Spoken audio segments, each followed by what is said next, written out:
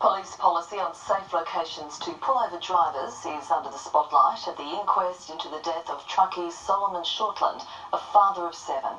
The constable who ordered him to strap down his load today told an inquest Mr. Shortland accidentally fell into the path of another truck. Those who loved Solomon Shortland the most wept and shook their heads as an inquest was told about the father of 7's final moments. Pulled over on Vardy's Road at Kings Park in January last year by a police officer concerned about the unrestrained bags of cement on the company truck. Senior Constable Shane Heron told the court Mr. Shortland was angry when he learned he'd be fined $433. He told me it had ruined his day. He told me that he wished bad karma on me. He was very upset with me. I remember him giving a massive yank on his strap. I saw him topple backwards. He stumbled into the path of a semi-trailer. The driver tried to veer right, but he couldn't avoid the 56-year-old. The court heard Mr. Shortland had thrown a ratchet strap over his load, but he had not secured it before he moved around to the traffic side of the truck. So when he pulled on it, there was no resistance and he lost his footing. Counsel assisting said his death clearly occurred in the course of a police operation and arguably as a result of a police operation. He said the inquest would look at the safety of the location where he was stopped, the manner in which he was stopped, as well as police policies. Hopefully answering the questions his family has been left with. Kelly Fedor, NBN News. Now to Gavin Morris with a quick look at our weather, and Gav, more warm, dry conditions on the way this week. Yes, that's right, Tash. This ongoing trend, passing fronts to the south, generating these warm northwesterly winds which return tomorrow. The fronts move through, produce little to no rain at all. It gets cold and then it just warms back up again. All of your local details headed your way a little later. Thanks, Gav. Ahead in the news, the must-see warning for those taking aspirin. Plus, united in song, a Hunter choir helping rebuild lives. And the high-flying daredevils smashing their targets. Now you can get a different Subway footlong sub of the day every day of the week for just $8. The $8 Subway footlong sub of the day. It's a whole lot of sub for a whole lot less. That's my kind of value. Outdoor Furniture Factory is now open in Rutherford as well as Warners Bay, with a massive range of outdoor lounges, day beds, egg chairs, balcony settings, outdoor dining, umbrellas and more. Get into Outdoor Furniture Factory, New England Highway, Rutherford and Warners Bay behind McDonald's. Yeti or not, Yetis don't exist. Here I come. Hi, Sign language skills. Yeti or not, here I come. we're communicating. Small foot. Be one with innovation and embrace victory.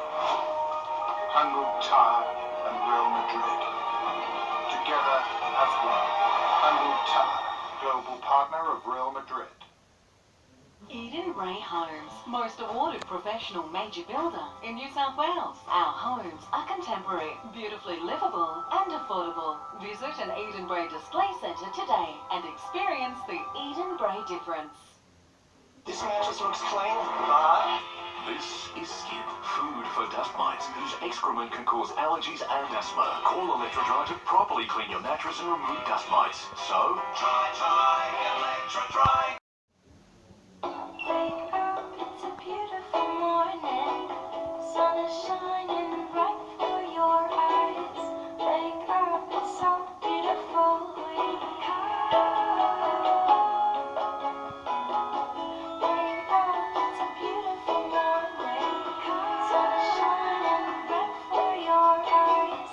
Wake up, it's so beautiful. Wake up. until this Sunday, enjoy up to 50% off at the Plush Spring Sale. And as all our sofas come with Breathe Clear protection against allergens, that makes for a very comfortable spring. Plush, think sofas. See, battery's completely flat. Guess what? We're going to have to get rid of that. Oh, no. Need an excuse to upgrade? Welcome to Toyotathon. There's amazing offers on a great range of vehicles. You're thinking sporty, stylish? Sporty.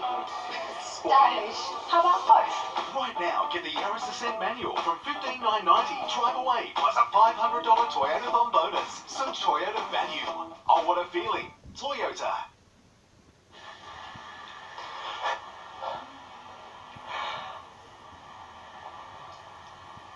You need to get out more. Barbecues Galore sale on now with kettle barbies from $99.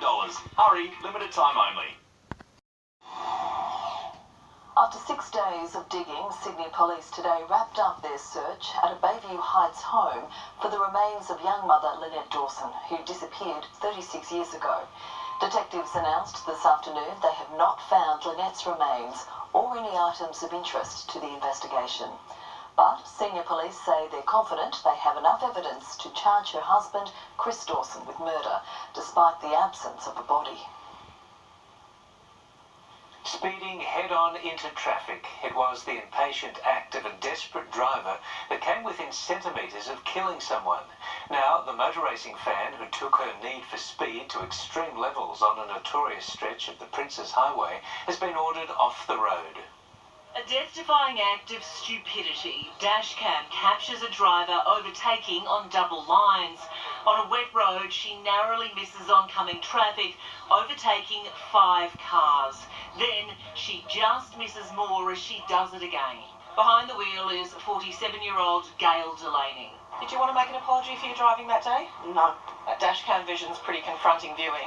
Delaney, a fan of race car driver Craig Lowndes, was only busted when a member of the public handed over the dashcam vision to police. The foolish behaviour occurred on the same stretch of the Princes Highway near Nowra, where 4 members of the Folcott family were killed last year. Today, Delaney told Penrith Court she's sorry. I didn't mean to put anybody in danger. Miss Delaney's lawyer asked the court to consider the fact that she is seeing a counsellor for severe depression, is caring for her sick mother, and admitted to police at the earliest opportunity she had done the wrong thing. Delaney was slapped with a $450 fine. She's been disqualified from driving for 12 months. Is it a good warning, Gail, for other drivers? Yes. Gabrielle Boyle, NBN News. An aspirin a day might not keep the doctor away. A new Australian study has found preventative use of aspirin by those aged over 70 has no proven benefit. And in fact, it might increase the risk of problems. Beer is the wonder drug that works wonders. It's messaging like this.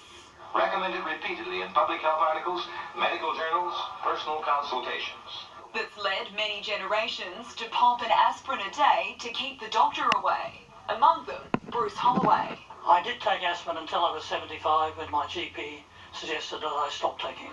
More than 300,000 elderly Australians take 100 milligrams each day in the hope it will reduce their risk of heart problems or stroke and prolong their lives.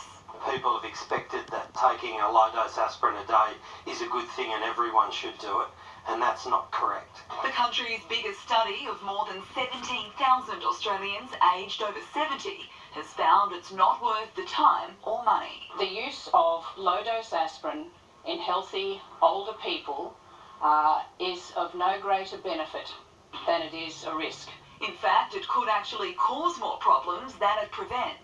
It's not necessarily safe. There are side effects of aspirin. And the side effects of increased bleeding risk potentially is more significant in older people. Because the blood vessels of those aged 70 and older are more fragile. So while aspirin isn't a wonder pill that should be popped daily like vitamins, doctors stress it is still a valuable preventative drug for those with existing heart conditions. Unless there's a good reason, we don't want our older patients to be on aspirin. The researchers hope aspirin guidelines will be updated based on their study, and they warn not to change any medication without medical advice. Alice Monfries, NBN News. To finance, and the stock market made a strong start to the week with the All Ordinaries Index up 17 points. It was a tough day for the aged care sector, with $495 million wiped from the share price of the 4 large providers. Estia Health lost 55 cents. Pharmaceuticals company CSL dropped $2.39. To commodities, and both gold and oil are trading higher. And the Aussie dollar is buying just over 71.5 US cents. They started out as strangers, but now a group of mental health patients who formed a choir call each other family. We first reported on the group under construction in its early days and have revisited as members prepare to mark a milestone, a decade of singing together and rebuilding lives. They're lyrics that resonate strongly with this group.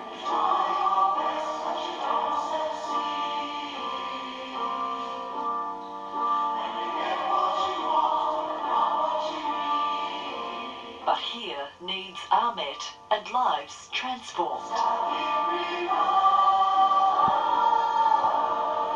While you're singing, it gives you a chance to just leave everything at the door, gives you a rest from what's going on in your head and everyday life. Michaela Lilly is one of the founding members of Newcastle's mental health and wellbeing community choir under construction. It was a small group when we first met, but 10 years on it's grown to a core of around 30. It's made up of people with mental health issues and the carers and friends, and anybody is welcome to join. No auditions or anything like that. Just come along and have a sing and lift your spirits.